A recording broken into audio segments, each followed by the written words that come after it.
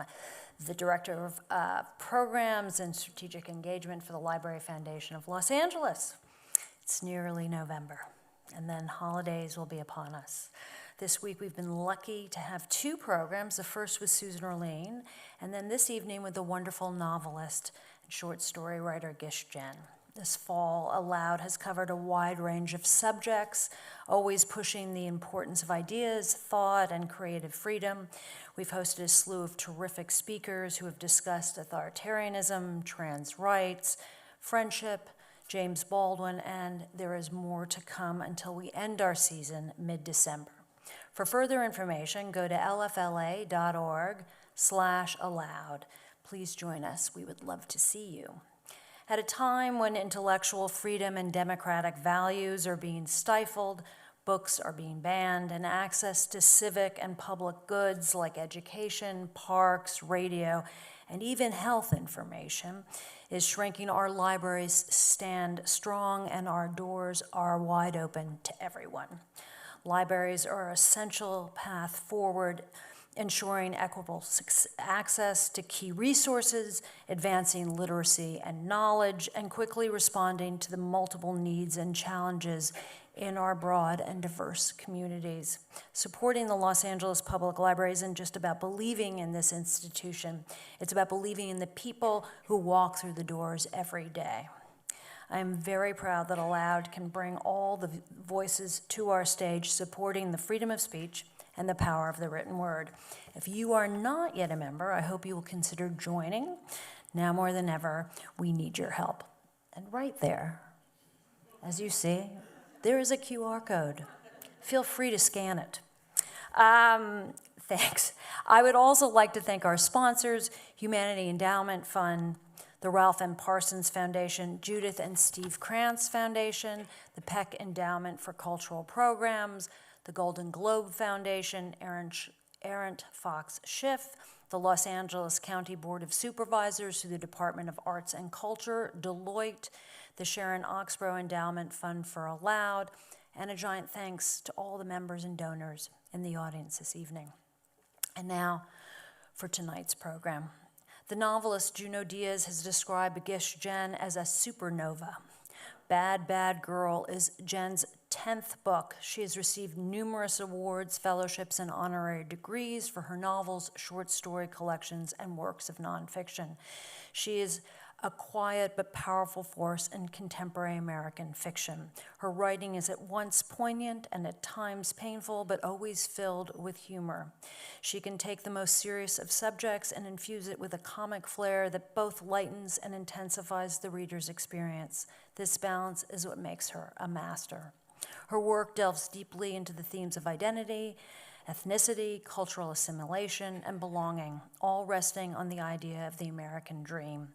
In her genre-bending latest, Bad, Bad Girl, Jen tells the story of her devastating relationship with her mother, Agnes. She also discusses how she began to write while telling her mother's story, too.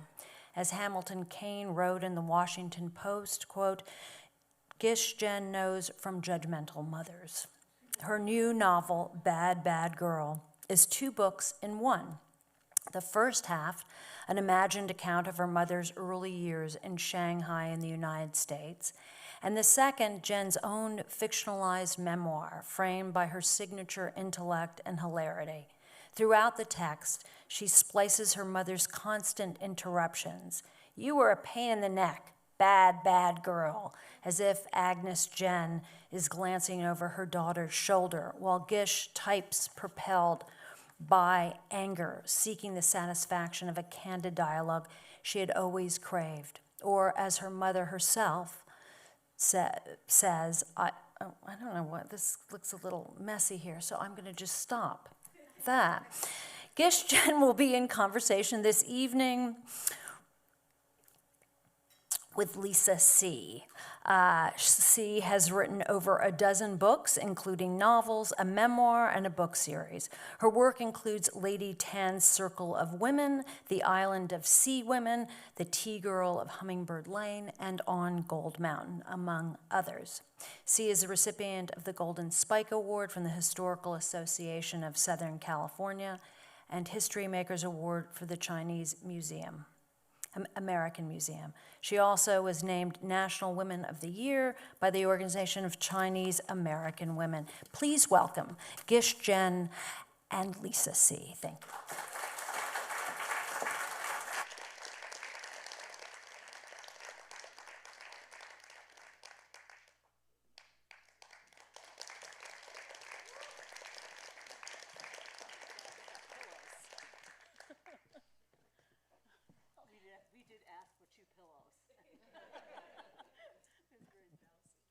So, welcome everyone. We're so glad to see you all. I wish I could see you a little better, but we have to have these lights on for the camera, so they tell me.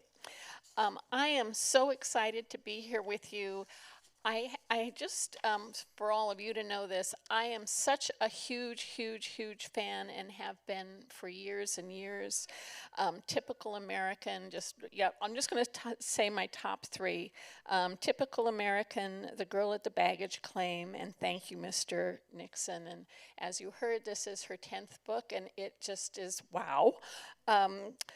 I couldn't sleep while I was reading this. It really hit home for me in a lot of different ways. You heard some of the nice praise for this book, but you may have seen in the LA Times review written by Lee Haber, who, by the way, used to choose the books for Oprah's book club. So, you know, not a slouch in the knowing about books department. She called this an intimate epic. And I, completely agree. So the most obvious question is, how did you come to write this book? Maybe set the stage for those who are here who haven't read it yet. And, what brought this book to you? What is it about? And I know you have said you'd like to do a little bit of a reading, so maybe all of those together. Okay. So this is my one and only autobiographical novel. And yes, I am the bad girl in the title.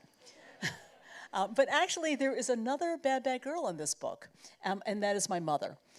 My mother grew up in Shanghai in the 1930s in a fabulously wealthy household, where she would just as soon have stayed, I'm sure. But thanks to history, she ended up in New York, where she had 5 children. I was number 2. And I think it's fair to say I was not the daughter of her dreams. So we had a very difficult time. But in the end, this book is really more than a litany of a daughter's complaints about her mother. It's really an attempt to try to understand her as a fully rounded human with struggles of her own. And it's also an homage, I will say, to parents generally, but especially to immigrant parents who've done so much to establish their families here in America. I know that reading has kind of gone out of style in these events, but I told Lisa that I would read just a little bit. In this book, I do spend a lot of time talking to my dead mother, and we can talk about how it came to be that I was doing that, but anyway, and she is answering back. And if you read the book, you'll see that these sections are set off in bold and in italics. So, but I'll try to give you a sense of that as I read. My mother had died, but still I heard her voice. Your grandmother was a Suzhou beauty, she says. Do you know where is Suzhou? Of course, I say, west of Shanghai. For I do know. Suzhou is where the classic Chinese gardens are. The humble administrator's garden, the lingering garden, the garden of the master of the fishing nets. West of Shanghai is the correct answer. But my mother does not say so. She is the same now as she was when she was alive, a master of the art of withholding. Your grandmother was Suzhou beauty, my mother says again. She spoke Suzhou dialect.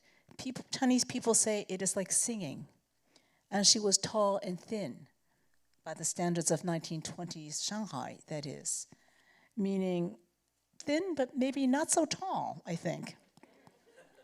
As was my mother in her youth, too, although I mostly picture her in her late life, big-bellied stage, when she had the bulbous shape of a snake that has swallowed a large animal.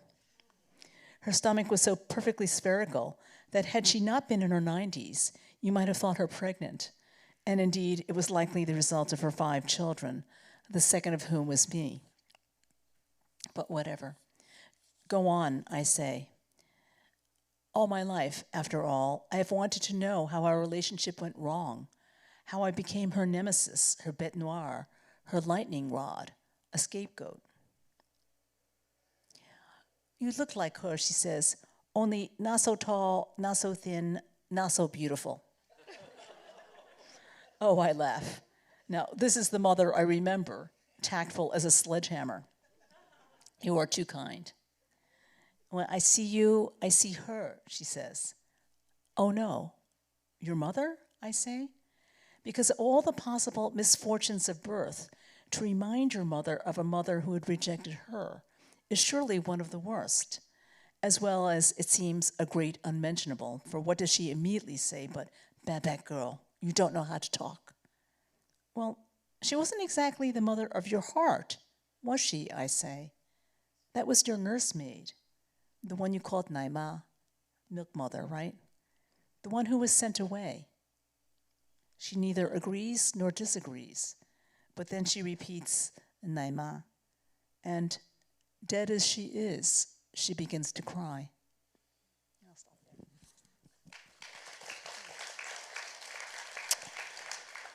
So, problematic mothers. Now, I just want to say I did an event last week in Ohio where I was in that seat, and there was somebody who was asking the questions, and I asked her, what's your advice for me for next week? And she said, just stay out of it. Nobody wants to hear from you. The moderator's job is just to ask questions, and that's it. But I'm sorry, I'm not going to be able to follow that exactly. Thank goodness. So, problematic mothers, and I do think the world kind of divides up equally between people who have these perfect mothers and people who have mothers who are, and I even have them written down, difficult, undemonstrative, emotionally or physically cold, jealous, or downright cruel. And I'm saying this as someone who had one wonderful grandmother, but another grandmother, my mother's mother, who we all called the evil Grandma Kate. So, there was a fair bit of knowledge about that kind of mother.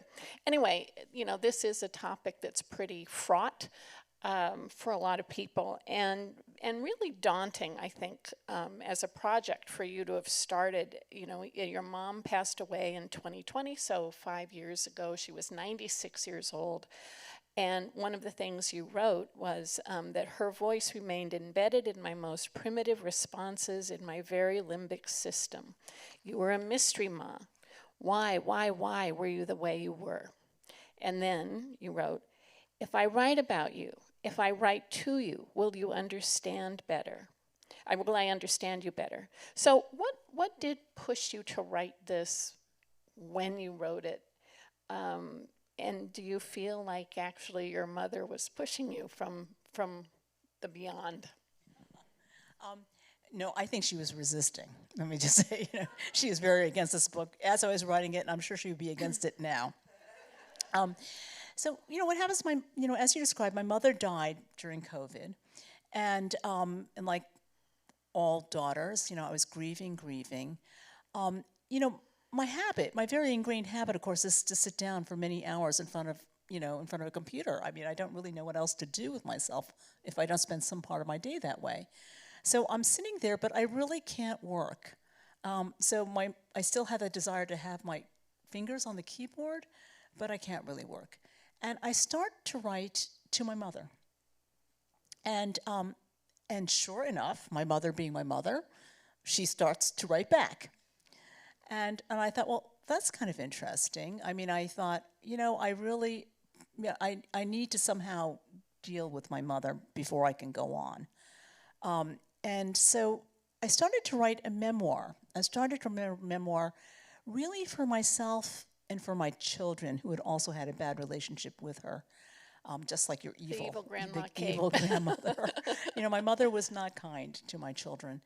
And so, I was starting to write this memoir, and I wanted to start at the beginning. Because I wanted to understand her, and I guess, I wouldn't say that I was trying to get them to forgive her, but I wanted them to understand. I wanted to understand myself, and I wanted them to understand. And but it's interesting. So the very first thing I described was something that she had told me. After much resistance, she had finally granted me an interview when she was 92. And when she was 92, she told me this story, this very terrible story, which was that her nursemaid had been taken away from her when she was 7 with absolutely no warning. And it was clear to me that this nursemaid was very, very close to her and was really essentially her mother. And she was taken away because my mother was 7 and she was still unweaned, which, sounds very weird here in 21st century America. But as you know, actually the Chinese had a lot of trouble with weaning. There were a lot of how-to manuals. If you remember the movie The Last Emperor, you may remember that Puyi is unweaned. I don't know, he's 10 or 12, So there's clearly a problem that many people had. And it appears that my grandparents, at their wits' end, just fired the nursemaid. For my mother, this was the trauma of her life. And at 92, my mother, who very rarely cried. She's still crying about that nursemaid who we had never heard or ever mentioned. She'd never talked about She her had before. never mentioned anything about it until that moment. And so I tried to, I wrote this, in this memoir-y way, trying to explain to my children. And they read it and they kind of went, oh, that's too bad. And I just thought, they don't really get it, they don't really get it. And then I thought, well, let me try this as fiction. I'm still trying to explain to them. And I'm using the tools that we have, So I paint in a nursemaid. It's all fictionalized, because we don't know anything about this woman at all. Zero, right? But I paint in a nursemaid. I paint in a rambunctious young girl who's having trouble with her own mother. I paint it all in, and this time when they read it, they were like, oh, they were gutted. They got it. And then I realized, oh, I see the way to the truth, of my mother's life is through fiction. And so I started to write from the beginning her story. A lot of it was a revelation to me, in part because her letters did not, I didn't even know she had letters. I didn't even know there were letters. But her letters surfaced when we went through her things after her death. And I had them translated, and I don't know what I expected there to be in those letters, but it turned out that those letters revealed a lot about her relationship with her mother. Wait, now who had she written those to, and why did she have them back? Well, she's really only writing to her siblings. Oh, I But see. she refused to write to her mother right until her mother's death. So her mother and the siblings are begging her to write to her mother.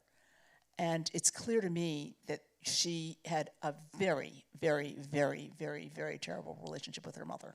And in fact, that she had come to America to get away from her mother. So that was obviously of great interest to me, the daughter who unfortunately looked like this mother. and it was sort of like, well, why did I have such a terrible relationship with her? Well, let me just say the groundwork was not great. Anyway, but I'm sure you have many more questions. No, go on. I mean, Yeah, okay. Well, anyway, so, as I began to write, like I said, it's like I didn't know this about my grandmother and her until we found these letters. And I didn't know either, I have to say on the sympathetic side, we found her teaching log. And, my mother, who had grown up in the lap of luxury, when she came to America, she was so spoiled that she said the first time she tried to wash her stockings, that the skin fell off her hands. I mean, she's very, very rich. She was totally unprepared to be an immigrant in America. And what her mother had done, actually, her mother had cut her off financially. So my mother had gone from being very, very, very rich. You can understand they have. There's a maid. Yeah, there's talk a a maid. little There's bit an about assisted maid. Yeah, talk a little bit about what that household was like. That kind of wealth in Shanghai and what that meant, but also sort of connected to that is what that meant for a girl in a family like that. Yeah. So in one way, it's just unbelievable, right? Because you have a maid, you have an assistant maid, you go to school, there is a chauffeur, and there's an assistant chauffeur. You know, I mean, once I was in China with my mother, and I said something. You know, you go up there and turn left, and she was very confused about left and right, and I said, Mom, like, how can you be confused about left and right? And then she said, nobody ever said that to me, like, left and right. And I said, well, no one ever said to you, like, go up to the corner and take a left? And she said, no. Because she only just got in her car and kind of arrived where she was going. No one had ever said, you know what I mean? Like, at the light, take a right. And so she was, she was unprepared for life in America. Can you imagine? And then all of a sudden, you're in this strange country where, she was fluent in English, but, she's fundamentally in a strange country, and she came by herself. But to go on a little bit about Shanghai, these wealthy families were seriously wealthy. So, they had whole fleets of servants, and they would have, there would be basically Team A and Team B, so that, it's not like the servants had a night off. If they had a night off, then we have another team to replace them. Of course, there were cars. They big American cars. They had, in Shanghai, they had every kind of food that we have today. They already had. My mother grew up eating bagels and, you name it. Lots of French pastries. They basically just anything that they wanted, they had. And I can't even begin to tell you how, privilege doesn't begin to capture it, But the flip side of that, of course, was the girls had a very, very, very restricted existence. So my mother would say about her mother, she said almost nothing about her mother, but she would say, well, Mom, this comes up very early in my book. I would say to her, well, Mom, like, her father famously had a big booming voice. He could only say hello, so, but he was a banker. So it's always rich people are coming, up to their house in these cars, and he says, hello, very outgoing. And I said, well, what did your mother say? And she said, well, my mother is always to the background. You do not see her too much. Those are her exact words. And very famously, her mother had never been heard to laugh aloud. So, when my mother said, to me, like, you have no self-control, that sounds, that sounds like you can't, you can't resist putting your hand up too many times in class or something. But that's not when she's talking about self-control, she's talking about the ability to keep yourself from laughing and the ability to stay in the background and say nothing. It's really, it's very extreme. Yeah. But on the other hand, your mother also was a good student. Yes, she left China to come here to get away from her mother, but her path is through education. Absolutely. So one of the things that we talk about too, and I know this is in your book too, the importance of education to everybody in every class. So her mother was illiterate, but she was trying to learn to teach herself to read. And in that way, she was just like my father's mother was in the same situation. She was also illiterate and did succeed in teaching herself to read. But the whole question is, well, why, when there's such resources, are these women trying to teach themselves to read, right? But rickshaw pullers were trying to teach themselves to read. They're going to libraries in these classes that everyone was trying to learn to read, and there's my mother. So she is right on the edge when China is just starting to modernize, right? So we have the fall of the dynasties. The emperors are gone.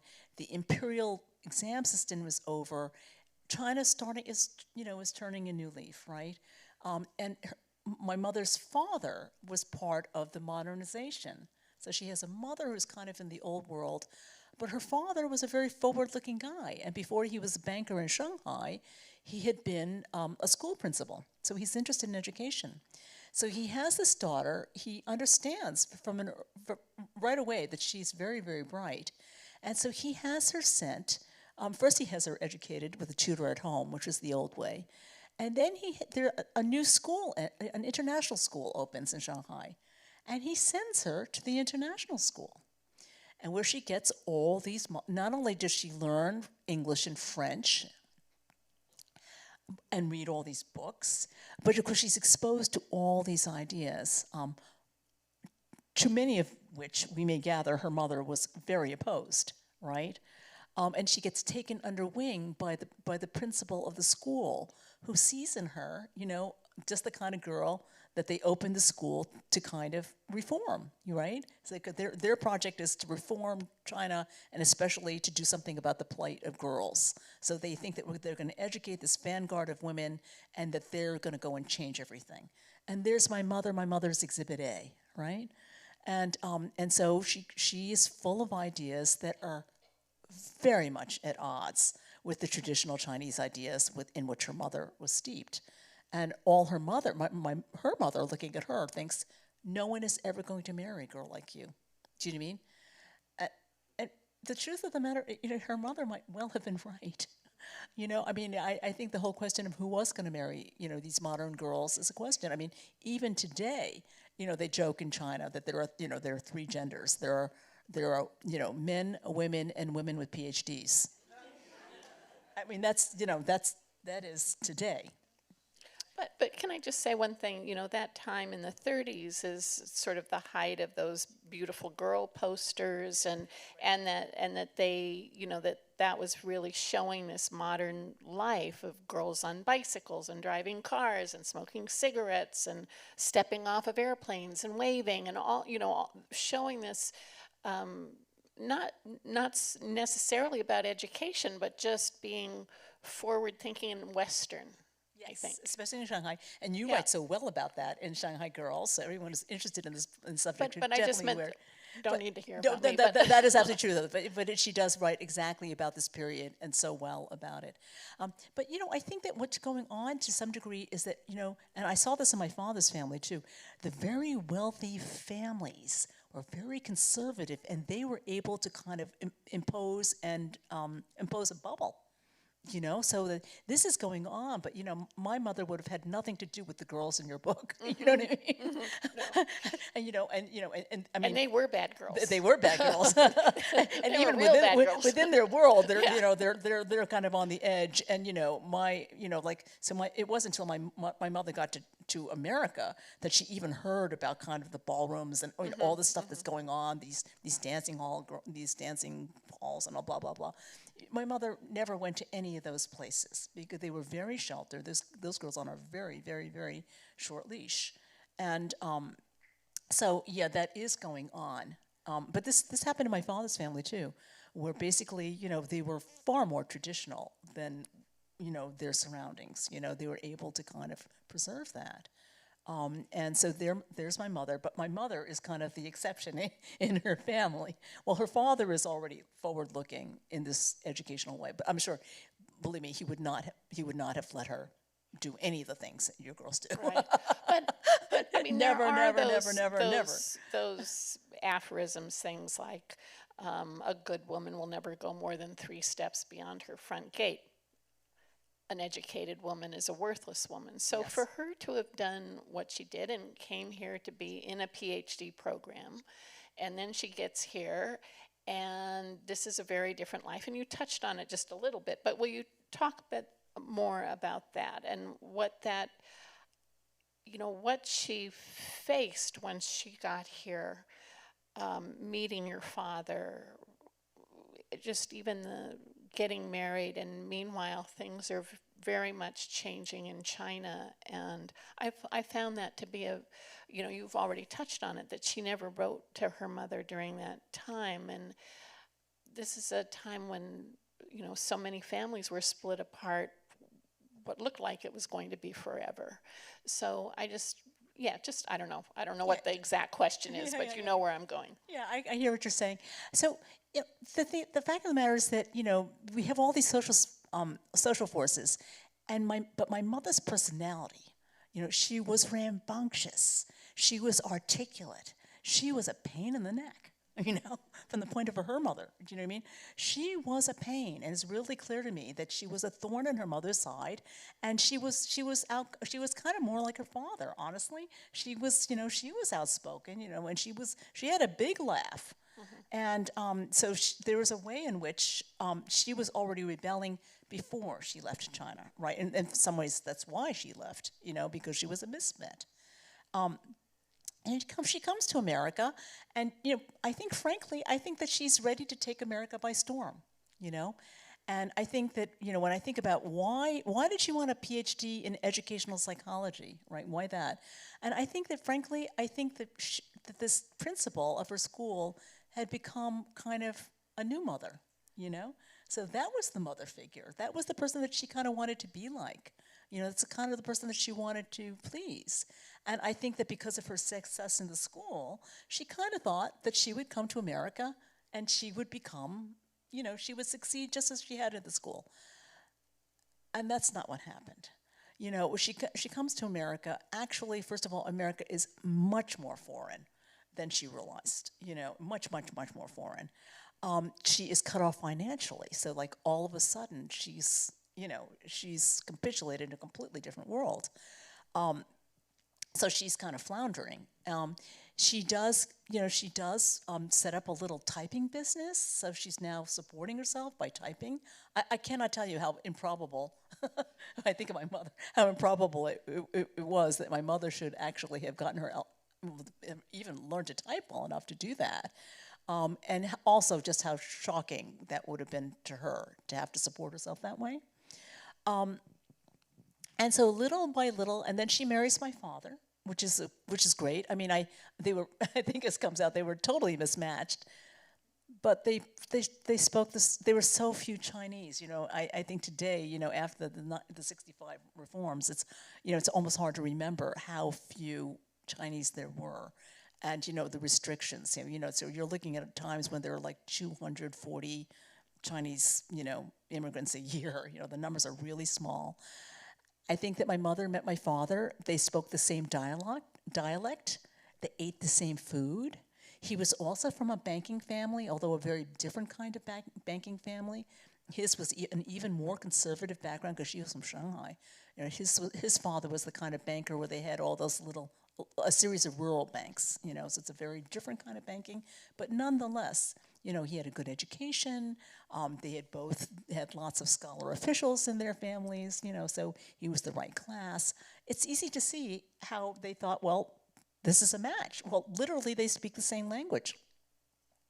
And moreover, my father appears to be completely, he was completely unbothered by the fact that she didn't have a cent, since he didn't have a cent either. The two of them had nothing. And so they're both from very wealthy families, and they both have nothing. And so they get together. But my father, in truth, has very traditional ideas about women. And, it's funny because later on he was very liberal with me. But he had quite traditional ideas about my mother. And then, frankly, there just weren't the resources for her to go and get her PhD. So, like many women of her generation, she had my brother, and then she had me, and then she had my sister, and then, she never finished her degree, And sometimes I have to say, in some alternate universe, if there was one thing I could change about my mother's life, I think the first thing I would have changed would be to make it so that she could have stayed in touch with that principle.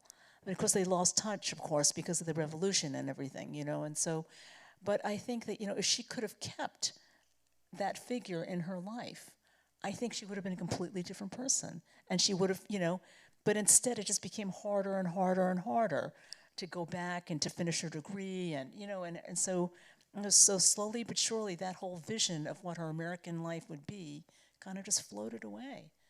Leaving, a woman who was very, very bright, who had just kind of lost her way, and frankly, took a lot of her bitterness out on her daughter, unsurprisingly. So we should talk about that aspect of the book and your own experience with her, and as much as you feel like talking about that. But how you were treated and how you were treated differently than your siblings, that you were really targeted in reality. Yeah, I mean, there's many layers to this. I mean, I hate to talk about it in the sense that, like, I hate to reduce it to something, you know, because it's complicated. One way of looking at it, of course, I've written a book about interdependence, as you know, The Girl with the Baggage Claim, which you reviewed so generously for the Washington Post. I still remember we reviewed. Well, that's how you will make friends this way. Oddly, I mean, I didn't ask for her to review. I mean, it was Ron Charles' idea, I guess. But you were a perfect reviewer.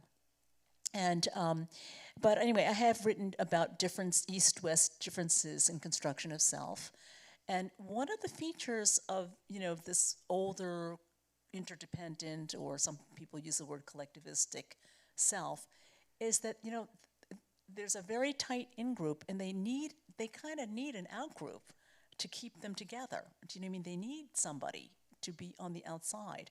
So, there's a way in which I was scapegoated in order to keep the rest of the family together. Do you know what I mean?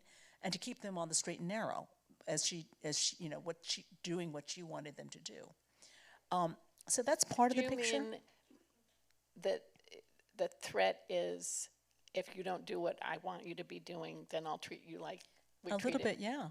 So you need kind of and they do that in China all the time. By the way, if you look at the way, how law works in China, they're always making an example. That's like the first thing they do is, they're always making an example, and so that's kind of that's one level. Another level is that I am kind of her rejected self. The self that her mother so reviled, and that she herself, at some level, I think, had become very ambivalent about. And there I was. Well, I mean, you accomplished all the things that Yeah, she could have in a different timeline. I mean, part of it is that she herself was very ambivalent. She always told me no one would ever marry me. And so there was still a part of her that kind of believed that no one's going to marry her, and that was kind of me. I mean, it's very confused. There are many, many levels. And then yet another level was, like many, I would say she's not the only mother to really be quite ambivalent about her daughter's success. I mean, this is not really that unusual at all. And in addition, I was my father's favorite, and that's another thing, So an analyst looked at me and she just sort of said, she immediately said, "It's the Snow White victory story," which is, if you remember Snow White, the mother, the mother looks in the mirror and says, "Who, mirror, mirror on the wall, who's the fairest of them all?" And when the mirror says Snow White, the mother goes nuts, right? And there's a certain, that's a very well-known pattern. Psychoanalysts will talk about it, and it's also, you'll see it a lot in Chinese literature. This business of there being a favorite daughter who's quite a threat to the wife. That's also where all this stuff. So in some ways, there I am. But I'm honestly, I am like, I'm like 3 and 5 and 7 years old. You know what I mean? I'm getting triangled, and there's all this stuff going on, and I'm just a kid. And so it's very hard. And I think that and then my father, interestingly, these patterns over and over again. My father was very, very forward-looking. So he loved America, and he really was not interested in, although he had sort of traditional ideas with regard to her, my mother, but with regard to me, everything I did was fine. Everything I did was good. I really, it was interesting because I had one parent, for whom I could do no right, and the other for whom I could do no wrong. So it was kind of a hard way to grow up, I will say. All those parenting manuals that say the parents should kind of stick together, and they shouldn't they shouldn't be opposed to each other. They clearly didn't get that message. So it was complicated, but like I said, I wouldn't want to. And then, of course, if nothing else, you have a mother who grew up in 1930s Shanghai, and they have a daughter who's growing up in 1960s Scarsdale, New York, you know? Scarsdale, New York is like, I mean, it's the 1960s, and, you know, I am in a very, very, very liberal town. You know, it's nobody is wearing shoes, forget it, you know? I mean, and, you know, you know, you know, I think that if nothing else, that alone would have set the stage for a lot of conflict. So you could sort of see it's very overdetermined. I mean, there are many, many, many reasons why we would not get along. Well, I will just say I had written down ambition, success, and jealousy, so we were right on the same page. So you've been on the road for a while, and again, you know, like I said at the beginning, I think the world does sort of divide up people who have the wonderful mother and people who have the kind of problematic mother. And I know I have experienced sometimes on the road where people have read something that I've written where it, you know, touches them in a very deep way because it's very much of their own experience. Have you had some of that with readers already? I mean, it's still, the book is barely out, so. Yeah, the book's only been out a week, so, but yes, already. Well, get cracking on your reading here. No, there have definitely been a lot of people, you know, where a lot of it has resonated already. Yeah. And I think, I mean, I'll just say for myself, just when you're out on the road and that, it's a wonderful thing, but it's also, it's very deep because in a way you're sort of reliving through them as well, in a way, what they've gone through and what you've also gone through. Yeah, it is. But I will say that because of the nature of my experience, which is that, you know, I lived to tell the tale. And not only that, you know, I lived to make something of it. You know, so I think that I am kind of a beacon of hope for a lot of them. Do you know what I mean? And because I am no longer that child. You know, I am now Gish Jen the novelist. I am a mother. I have a very happy life, you know, very happy family life. And so it is something that I remember and that I can, you know, and that I did revisit. But, you know, it is a kind of, it's a very healing thing, I think, to be able to look back at this part of your life and if nothing else, to be able to write it. And then kind of, you know, you write it and then you're writing, you're in it, and then you can come out of it. Do you know what I mean? And there are scenes in this book that are very, very tough and very, very, you know, just horrifying. But then, you know, there's a lot of humor too, you know, Right. but, you know, just feeling like you actually can do both of those things is very liberating. And also that it doesn't own you, you know, it doesn't own you. You own it. In fact, you have taken it and you have made something with it, you know? So this is a lot like, you know, people who, I don't know if it's exactly like it, but a little like maybe if you had lost a child to gun violence, but now you actually run the organization that is doing something about it. Do you know what I mean? And so it is still there, of course, but you are in a very different place. Very, very different place. Yeah. And you know, and most of the time when I'm writing, you know, most of the time I'm you know, I'm telling my story. You know, I'm using fiction, I'm using nonfiction. I'm looking at this arc. I'm timing this. I'm inventing this character to bring out this aspect, and inventing this character, and figuring out what I need to do to convey all that history. You know, I'm mostly actually in the writing space, and I think that now I think that when I talk to some of the readers, I think it is heartening to them to see that actually you can get out. You can remember, and it could have been pretty terrible, but there is a way out. There is a way out. And, you know, I have gotten out, and I guess the message is you can too, you know? It doesn't have to own you for life. So we're getting close to start thinking about your questions, but I'm getting close to the end here for what time I have. I know you didn't want to talk about your siblings or your children's reaction to the book, and we'll all respect that. But I did recently read a quote, and I'm paraphrasing, that no two people have the same experience growing up in a family. And, we have Thanksgiving coming up, and I always say to people, the day after Thanksgiving, you can ask everybody who was there at dinner what happened last night, and every single person is going to have a different answer. So, all that said, I'd like to just ask how you approach the actual day-to-day writing of an experience that was purely yours, and may or may not have had agreement by others who were there, who were in your family. And was that actually, I think about what that would have been like to just, did you just put everybody out? And then was that, freeing? Did it feel pressured? How did you do that? Well, it's not just your siblings. I think in general, to write anything, you always have to clear everybody else out.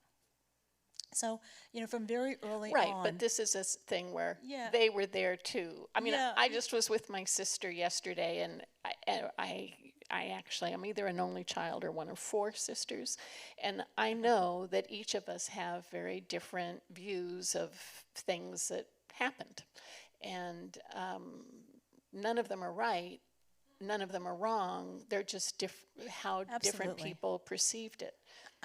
Absolutely. But for what it's worth, I guess maybe because this is my 10th book, and from the very beginning, I had always struggled with, other people's opinions, and I had so I have long practiced this thing where I make like little icons of anybody who might have something to say about my work, and I pick them up and I put them out in the hall. And so, so I've been doing this since 1991. So, my mother, right? My editor, people in my MFA program, right? Certain critics, So I guess maybe because I've done that for such a long time, it wasn't that hard.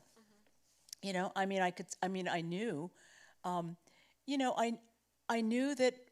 Of course, so much of this book is about favoritism.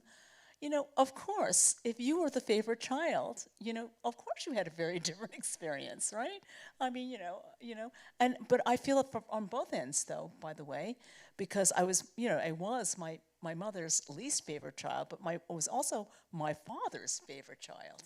And so, I've long known not only that we had different views of my mother, but different views of my father. Because to me, my father will always be like this shining light, and, people sort of mention, well, there's some scene, my father does some things in his book that are really pretty terrible, and people sort of say, you seem to just forgive him. And, I do, mm-hmm. because my father loved me, and, and I worshipped him. Right. And so I'm aware that, we have different views, but that said, I also know that, I have my own story to tell, and I know for better or for worse, it's just one truth, but it is true. Wonderful. So they've been flashing a light at me to say, okay, time to move on to the next part. So I know there are people with microphones who are going to come by. Here's the first question over here. And if you want to just say it, and then I can repeat it for the microphone. Gish, I'm just going to say something in front of everyone, and that is one of the most amazing moments in knowing you was when you received one of the highest awards in Sanders Theater for your literature at Harvard. And I was so impressed when so many people in your family, but your mother was there. And I would just like you to describe what that moment must have been like for you and her. My mother, so this is Marianne Wolf, an old friend of mine. And I did deliver the Massey lectures at Harvard, which is a big honor. I think that's what you're talking about. And, my mother, talking to you, would have said she was so proud. But to me, nothing. And she didn't say that she was proud. It's interesting, there's a family picture that was taken at my house, and everybody else is going like this, and my mother's just sitting there. I mean, in the picture, you can see everyone else is, and and that's actually not an unusual thing. I mean, I think that's another thing. I haven't used the word narcissism, about my mother, but she was clearly pretty narcissistic, and that kind of behavior, if anybody knows a narcissistic person, is not that unusual. So it was, yeah. So and what can I say? Even talking about it now, it's hard. It's hard because that was a very big honor. And if I think about that particular part of it, the whole thing kind of goes flat. If I think other parts of it, I still can feel happy. But, and I think that she never really, if I were aware that I so kind of took all the air out of something that one of my children did, I would be so apologetic. I mean, I would feel so bad, and I would be, I can't even imagine the lengths to which I would go to try to rectify that. But my mother was not that way. She simply wasn't. And, I've often tried to understand, kind of in clinical terms, was she narcissistic? Did she have a borderline personality disorder? Do you mean, in other words, I've tried to understand, which I feel like I can't exactly psychoanalyze her, and I don't know what the answer is, but I do think there was something the matter, too, with my mother, so. Anyone else? Right there. Hi, I'm a friend of Marianne, but I wanted to ask you, did your mother reconcile with her family back in China? And if she did, how did that go? And when did you reconcile with her, with your mother? And Very sadly, we did not reconcile before she died, and I would have done anything. I mean, I really would have done anything. And she reconciled with her siblings, but not with her mother. And I think that there's a way in which, after her mother died, she went from being a really from not at all from being a very marginally contributing member of the household to the exact opposite. She became, she sponsored all the nieces and nephews, and just became incredibly generous. Where just before that, they had been begging her for money, and she really was not able to give them anything. And that change exactly coincided with her mother's death. So, she had it's hard. It's hard. I mean, and I'm so, it's, today, you just wish that you could wave a magic wand and make all of these things not true. I mean, today, I just feel like life is so short. To have these big things going on and people dying without reconciling, I mean, I just feel it is so unnecessary and so foundationally wrong, and that, and that nobody should be that way, you know what I mean? And if you are on that track, you should stop. And there's just a way in which I just wish I could change it all. But I'm very happy to say that, at least in my little family, knock on wood, things have come up, but we seem much more able to, to deal with them in a much healthier way. And, I know today, everyone is down on America, and I totally get the problems, trust me. But there is a way in which, the American context and this culture, with all its problems, but it does seem to have allowed for healthier behavior, at least for my little family. I saw some hands over here. Oh, hi, Gish. I try to read a lot of Asian female authors, and especially nonfiction and memoir, and it feels like that I've observed this thing about mothers, and they all had kind of bad mothers, and like Amy Tan and Kathy Park Hong, and and on, and my own mother, and I'm just wondering if, there's some trauma. I mean, it must have been so hard to be a woman, and I know that your mother came from a wealthy family and mine didn't, and maybe that even doesn't matter, that it would, I feel like something happened to them, and I don't really know what it is, because, we don't talk that much, and, there's some trauma to all of these women because it's so hard to be a woman back then, a Chinese woman, and they don't even recognize that it's trauma, and I think I once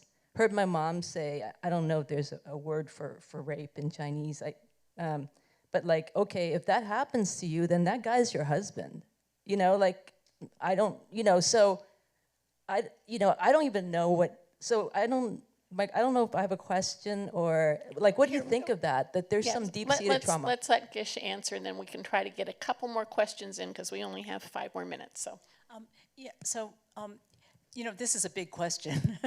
But I will say in some general kind of way, I feel that the women are so oppressed and that the only power they have is over their children. So it's kind of like that's so all of everything, that's what they get to do.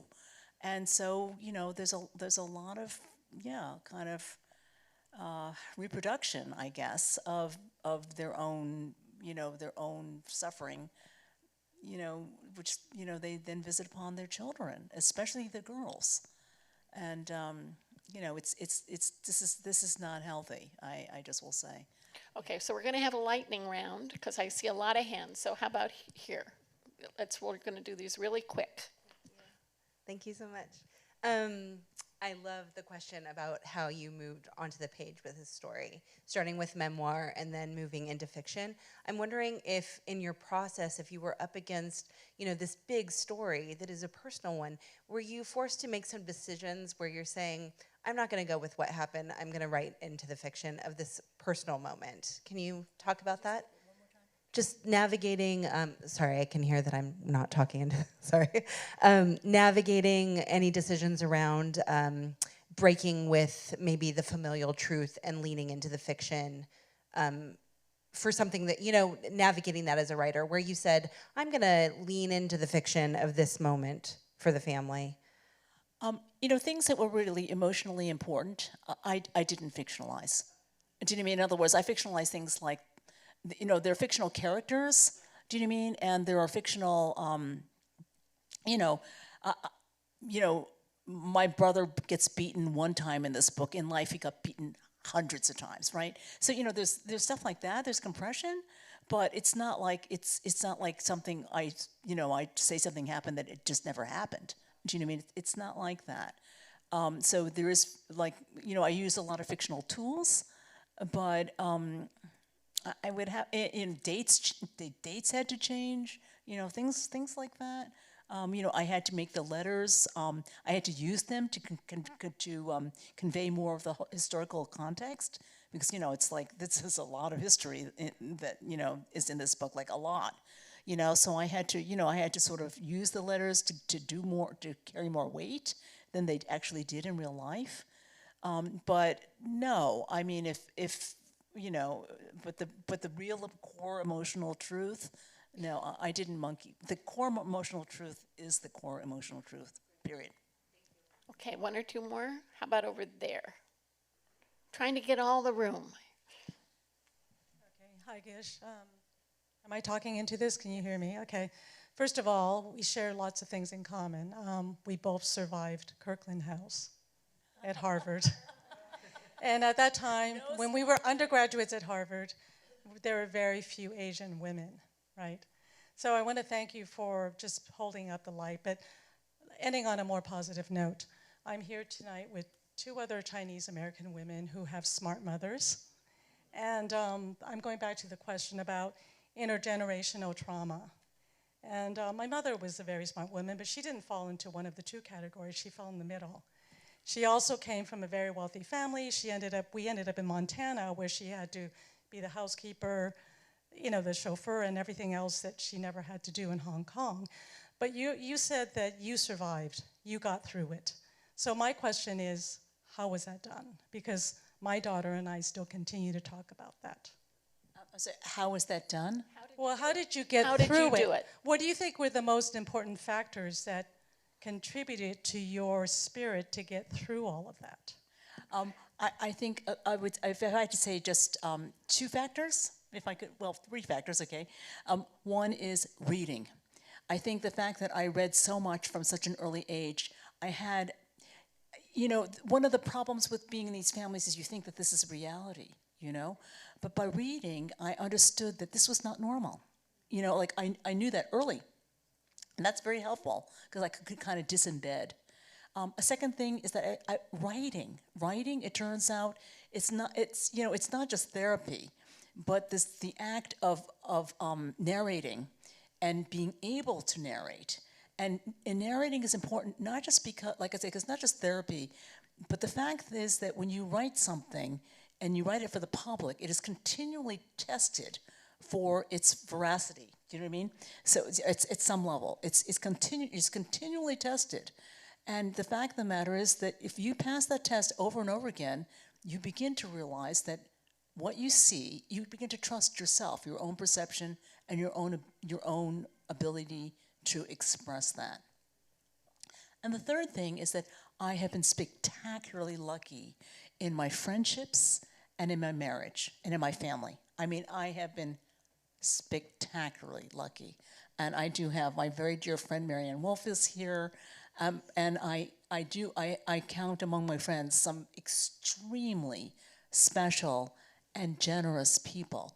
And also I know there's a fourth thing, but for whatever reason, many, many figures have stepped forward for me. And you can sort of see in my book, they're kind of compressed, but people like Marnie Mulligan and Mrs. Cunningham, they are emblematic of figures who have stepped forward for me time and time again. I mean, I just can't even tell you how lucky I have been. That's not an answer to others, maybe, because maybe they're not as lucky. But I can just tell you that that's what happened to me. So I guess it's, by the grace of strangers, really. All right, well, thank you all so much for coming tonight. I think thank you, Gish. Thank you both for a terrific conversation. And both Lisa C. and Gish Jen will be signing books in the lobby. So please buy your books and have them sign them. And we will be having Tim Wu here in a couple of weeks with the ACLU lawyer to talk about tech and its influence on all of us, what we can do to protect ourselves. Thank you very much.